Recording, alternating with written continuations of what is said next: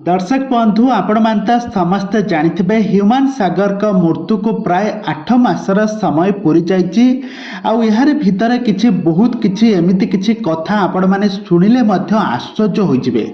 आपण मानक पाद तळु माटी खसे जिवो।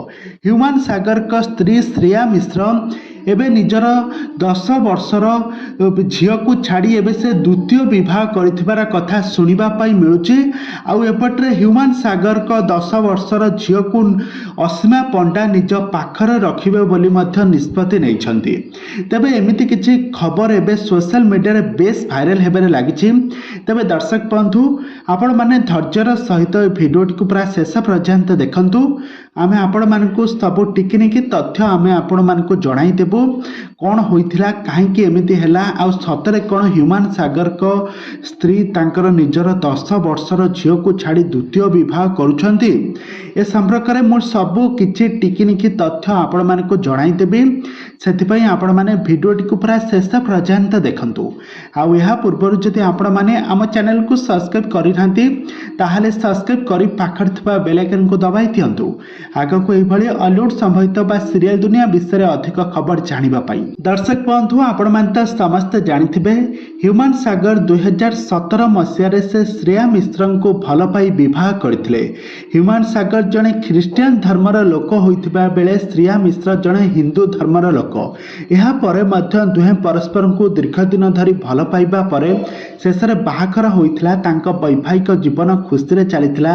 तांकर गोटे कुन्नी संतान जन्म नैथिला, झीलटीए जन्म नैथिला। आउ यहाँ पर ह्यूमन सागर से तांका क्यारियर को फोकस करबा पाई से भुवनेश्वर चली आसीथिले, किंतु तांका स्त्री तांका बलांगीर टिटलागढ़ रे रहउथिले। यहाँ पर ह्यूमन सागर जेतेबेले भुवनेश्वर रे रहिले सेतेबेले से परक्रिया प्रीति रे पड़ी गले।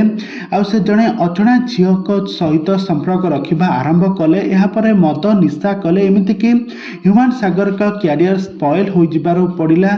आउ एपट्रे ह्यूमन सागर कर मृत्यु मध्य होई गला।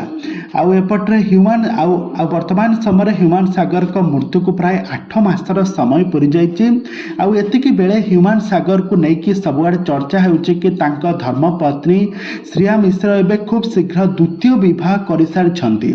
आउ एपट्रे चर्चा हेउछि कि ह्यूमन सागर का 10 वर्षर झील को असीमा पंडा रखिबे बोली। एहा केते दूर सत केते दूर मिछ ए पर्यंत तो सठिक भाव में किसी ऑफिशियल अनाउंसमेंट होई नाही कि किसी ऑफिशियल खबर एजाई मिल पारि नाही, किंतु एमिति किछि सोशल मीडिया रे बहुत सारा गुजब भाइराल होउछि। तबे दर्शक बंधु आपण माने प्रत्येक दिन जदि सठिक तथ्य जानिबा पई हेले आपण माने आम चैनल सहित जोड़ी होई ढंतु। आम चैनल माध्यम रे आमे आपण मानकु सठिक तथ्य जणाई देबु।